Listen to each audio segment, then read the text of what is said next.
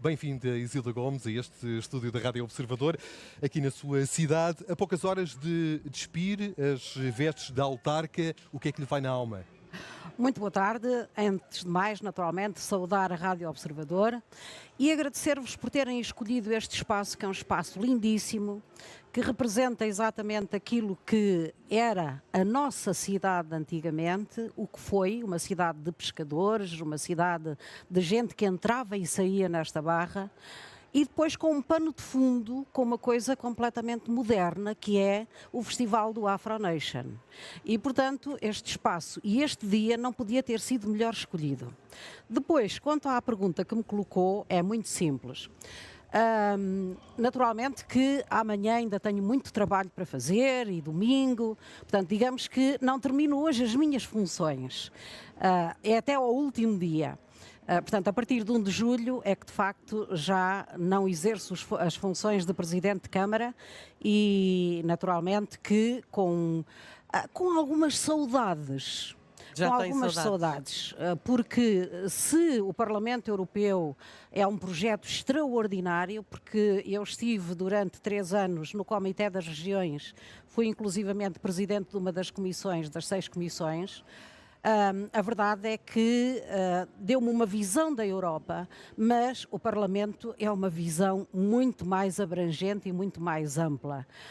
E, portanto, já com algumas saudades, com alguma tristeza à mistura, porque 11 anos não são 11 dias, trabalhei com muita gente boa. A nossa autarquia tem, de facto, técnicos e funcionários extraordinários. E eu não vou deixar por timão, porque, como sabem, o trabalho parlamentar é de segunda à quinta, depois sexta, sábado e domingo, aqui estarei presente com os meus concidadãos, de quem eu nunca mais me vou esquecer, de maneira alguma. Portimão é a minha cidade, esta é a minha gente, e esteja onde estiver, obviamente que esta gente estará comigo no coração. Foram mais de 10 anos, diziam 11 à frente da autarquia. O que é que ficou por fazer?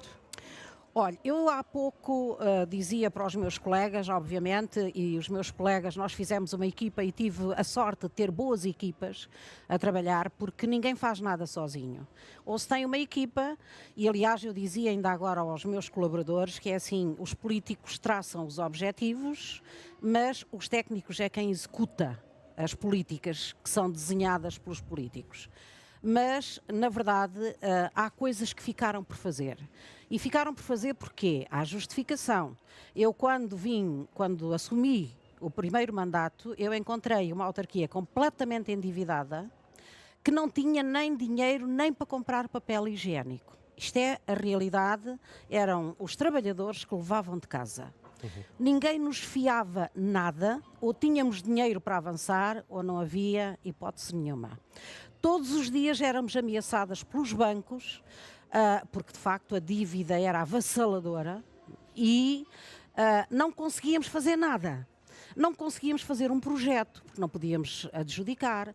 Para além do mais, estávamos todos os dias em incumprimento, porque estávamos com excesso de endividamento e, como tal, não podíamos assumir compromissos.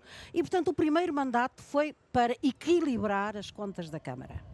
O segundo mandato foi para fazer projetos, portanto, para elaborar os projetos dos nossos compromissos com os nossos munícipes, e este terceiro mandato é para lançar obra. E, portanto, neste momento temos imensa obra lançada e para lançar, e ficou por fazer muita coisa exatamente pela dificuldade em lançar concursos, as questões burocráticas. Eu cansei-me sempre de dizer que o CCP precisava de ser revisto, precisava de haver aqui, mantendo toda a transparência, todo o rigor. Eu penso que estes tempos já não se padecem com tempos de espera, tempos que temos que dar para reclamações, etc. Temos que ter processos mais expeditos, porque caso contrário não vamos conseguir pôr no terreno nem o PRR. Porque um dos nossos grandes objetivos, e aquilo que neste momento me deixa um pouco triste por não deixar já feito, é a questão da habitação. Como sabem, a habitação social é um problema que não é um problema exclusivo nem do Algarve, nem de Portimão, nem de Portugal. É um problema da Europa. Aliás, eu posso dizer-vos que em maio nós tivemos aqui um debate, aqui em Portimão, com o Partido Socialista do Comitê das Regiões e que o tema era mesmo Houses for All. Portanto, casas para toda a gente. E depois disso, eu, com o presidente do PES, do Comitê das Regiões, assinámos uma proposta que era um plano Marshall para a habitação. E não é que eu agora vou ter uma comissão onde está também a habitação. E, portanto, vai ser a minha grande luta. E é, de facto, esse déficit que me custa muito deixar. Porque me custa muito cruzar-me com as pessoas, com os cidadãos e dizer-me, Presidente, eu estou inscrita há 10 anos, estou inscrita há 15 anos, não tenho casa. Isso é uma coisa que nos magoa e é uma coisa que nos deixa, de certo modo, assim, como é que é possível nós ainda não termos conseguido executar? E depois, com todos os outros problemas que temos atrás desta grande falta de casas, que é, não há médicos que queiram vir para cá, porque as rendas são elevadíssimas, não há professores que queiram vir, e quando falo em médicos, falo em todos os profissionais da área da saúde, mas falo, por exemplo, nas forças de segurança, todos eles, os trabalhadores da hotelaria e da restauração, toda a gente precisa de uma habitação. E depois, naturalmente, que nós também temos que assumir que uma sociedade só é verdadeiramente democrática quando cada família tiver o seu espaço próprio. O seu espaço de crescimento, o seu espaço de convívio, o seu espaço de trabalho. E, portanto, isto é fundamental. E eu sinto muito insatisfeita pelo facto de não ter deixado já construídas, porque os contratos já estão feitos. Neste momento nós temos contratos para mais de 400 habitações já assinados e, portanto, com o IRU, nomeadamente, e temos uma também que já lançámos a primeira pedra, que é a habitação a custos controlados de 227 apartamentos, porque não queremos só dar resposta às pessoas com maiores carências, também à classe média. Porque a classe média tem possibilidade de adquirir uma casa, mas não ao preço do mercado. E, portanto, temos que ter aqui propostas acessíveis, mas com qualidade. E é isso que, de facto, nós vamos fazer. São 227, 27 ficam para a autarquia, 200 vão ser vendidas a custos controlados. O seu pedido de suspensão do mandato foi alvo de críticas, em particular pelo PSD e pelo CDS. Consideram que é uma traição aos eleitores e que põe em causa a estabilidade da autarquia. Que comentários lhe merecem estas críticas, para além do sorriso de orelha a orelha? Olha, eu acho que isso nem merece comentários, porque eu sou obrigada a fazê-lo. A suspensão do mandato vem na sequência da lei.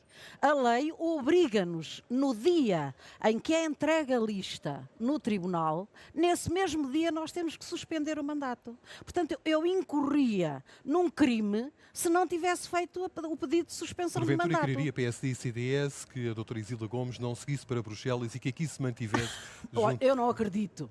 Essa eu não acredito. Mas, obviamente, que dou de barato que possa ter sido isso. Agora, o que é um facto é que se não pedisse a suspensão do mandato, estava a incorrer numa ilegalidade e, portanto, não poderia de maneira nenhuma candidatar-me sequer. Quer dizer, isto decorre da lei. Portanto, só quem não percebe nada de leis, quem não percebe digamos, de eleições, é que pode dizer uma coisa dessas, como é óbvio. Estamos num concelho e numa região que tem no turismo um dos principais motores económicos, já sabemos. Há margem para crescimento ou tem razão aqueles que consideram que já é demais? Olha, eu penso que há margem para crescimento em alguns setores. E nós temos que ter oferta turística para todos os segmentos da população. Nós fomos considerados, e temos sido considerados, aliás, a Praia da Rocha é uma praia 5 estrelas, portanto tem esse atributo. E nós somos considerados como um destino turístico de famílias, o que para nós é extremamente importante. Agora, há setores para os quais nós ainda não temos resposta, que são os setores de tipologia mais elevada, digamos assim. E, portanto, aí ainda há margem para crescimento. Houve uma altura, a seguir ao 25 de Abril, como toda a gente sabe, que se construíram casas pequenas, estúdios, etc., E nós não queremos mais esse tipo de construção. Queremos construção de qualidade, queremos oferta de qualidade para, digamos, trazer outro tipo de mercado, outro tipo de turismo, com mais capacidade económica, obviamente, continuando a ser um destino democrático, isto é, onde haja lugar para todos. E nós, de facto, temos excelentes praias, com uma dimensão extraordinária, falei na Praia da Rocha, mas temos, por exemplo, a Praia de Alvor e Três Irmãos, que é uma praia enorme, e todos cabem, e todos têm o seu lugar. E nós temos que ter esta percepção, que não queremos uma praia para ricos e uma praia para pobres. Não, a praia tem que ser acessível a todos e temos que ter também resposta para todos ao nível da habitação, da restauração, da hotelaria, tem que haver para todos. Estamos em pleno verão, a coincidir com uma pressão maior sobre os serviços desta região algarvia. No caso do Hospital de Portimão, nos últimos meses tem sido notícia aqui e ali constrangimentos no acesso a alguns serviços. Esta semana os enfermeiros vieram denunciar o fecho da maternidade e do serviço de pediatria. É este um problema? Há alternativas? É um problema complicado, mas é um problema nacional. Se virmos bem, neste momento até já são publicitados, de hora a hora, atualizados, quais são as urgências que estão abertas ou que estão fechadas. Agora, desde sempre foi uma das minhas lutas. O problema é que não há profissionais. E os profissionais não se inventam. Agora, o que eu acho é que nós devemos pedir responsabilidades àqueles que durante anos limitaram a entrada de médicos nas nossas universidades. E ninguém pede. Lembra-se de alguém em particular? Não quero aqui... Mas lembra-se de alguma instituição em particular? Toda a gente sabe quais são as instituições que travaram, e não é preciso eu dizê-lo, não é? E, portanto, eu acho é que nós devíamos pedir responsabilidades a essas instituições que ainda hoje continuam a não querer que abra o curso de medicina em Viseu ou Aveiro, suponho que é o novo agora, era Aveiro, que não queria que abrisse o curso de medicina em Faro. Quer dizer, não pode ser assim. Esta classe não pode ser, digamos, tão limitadora que diga assim, não, nós só queremos X médicos. Porquê é que não se limita também o número de advogados? Porquê é que não se limita ao número de professores? Porquê é que não se limita ao número de engenheiros? Porquê é que só se limita ao número de médicos? E isto é que tem, de facto, inquinado o Serviço Nacional de Saúde, isto é que tem trazido problemas, porque, por muitas voltas que queiram dar, se não houver médicos, não se conseguem resolver os problemas. Podem-se abrir todo o tipo de concursos. Eu, de vez em quando, ouço, foi aberto um concurso para mais 1000 e não sei quantos médicos. Ficaram por preencher não sei quantas vagas. Então, mas onde é que eles estão? O problema é este, é que não os há. E por isso mesmo é que nós temos que abrir mais vagas e temos que, digamos, dar médicos de família a toda a gente. Nós ainda temos aqui uma carência enorme de médico de família e, portanto, nós temos que trabalhar nesse sentido e as instituições têm que assumir essa responsabilidade. Essa responsabilidade é fundamental e eu não ouço ninguém questionar. Nós já fizemos aqui referência que deixa a autarquia, não é? Deixa a autarquia este fim de semana para assumir um lugar no Parlamento Europeu. Que expectativas é que tem chegada a Bruxelas? Olha, é assim, eu... Naturalmente, como eu já disse, tendo estado durante 3 anos no Comitê das Regiões, fui-me apercebendo... Para quem não sabe, o Comitê das Regiões é em Bruxelas. É em Bruxelas, exatamente. E, portanto, mais ou menos fui-me apercebendo do trabalho que se faz a nível da Europa. Muita gente não imagina que a maior parte das decisões que são aplicadas em qualquer dos países, digamos, tem origem nas instituições europeias. E, portanto, a minha expectativa é que sejamos capazes de construir uma sociedade cada vez mais igual, onde haja menos gente com carências, onde haja mais emprego, onde haja mais habitação, como já disse, onde de facto a democracia impere, onde os eurocéticos tenham cada vez menos lugar. Eu vou-lhe dizer uma coisa que é muito interessante. Aqui há tempos eu fui, já no âmbito da campanha, fui ao ISCTE. E estávamos a falar, de facto, dos eurocéticos, dos vários problemas. E há um aluno que me pergunta assim, mas olha lá, não acha que é um disparate se há partidos eurocéticos apresentarem-se a eleições? Eu disse, olha, tens uma certa razão, mas em democracia não se pode impedir ninguém de se candidatar. Agora, o que interessa é que as pessoas estejam elucidadas, saibam o que é que querem, porque quanto mais Europa tivermos, melhor será certamente a nossa vida e a vida dos nossos concidadãos.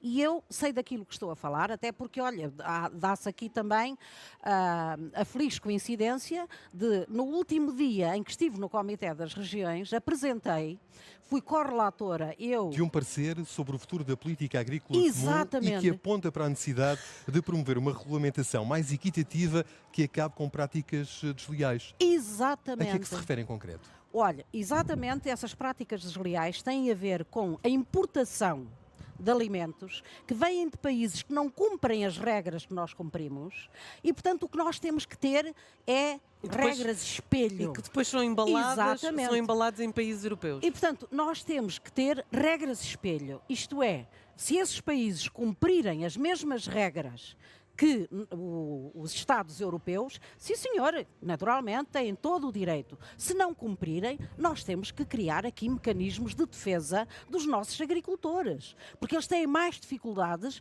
porque têm que cumprir. Mas há vários países europeus que fazem e que têm esse tipo de prática e que acabam por não ser depois, enfim, responsabilizados, não são chamados à pedra em Bruxelas. Mas é quem isso. sofre é o agricultor português. Mas é isso que nós propomos. As cláusulas têm que ser cláusulas espelho. As cláusulas que os portugueses têm que cumprir, e os franceses e os espanhóis, todos eles, têm que ser cumpridas também por esses países. Ou então temos que limitar a importação de alimentos desses países. Não podemos continuar aqui nesta prática.